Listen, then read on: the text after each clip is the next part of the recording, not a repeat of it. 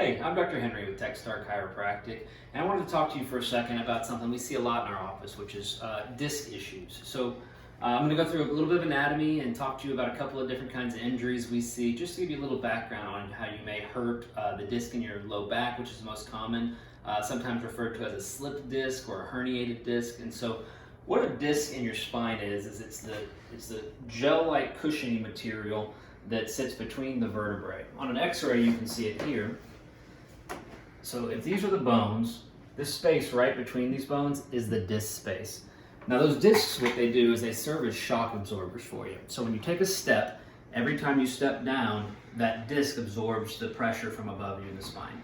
What happens as we age or as we sit too long and degenerate is that those discs can become compressed and dehydrated. And when they get unhealthy and worn down, they tend to tear or rupture.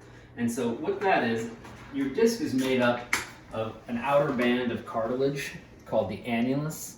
And that annulus, or that outer fibrous band, over time can start to wear down. And then you have this center material called the nucleus.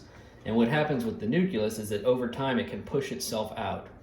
As you can see on this x-ray right over here, this person has a wedge in their low back where one vertebrae is seated at a different angle than the other, putting a lot of extra pressure on the disc space right there. So if you're looking at it on a model, that's what that looks like, where this vertebrae is putting a lot of pressure. Over time, if that pressure stays there long enough, it can eventually herniate or bulge that disc material out and hit the nerve running right behind it. That's when you start to see things like sciatica, which is pain running down the leg, or just generalized low back pain. The way we approach treating those kind of things is we try to take the pressure off of that disc and then provide enough opportunity for that annulus to heal back around where the herniation occurred.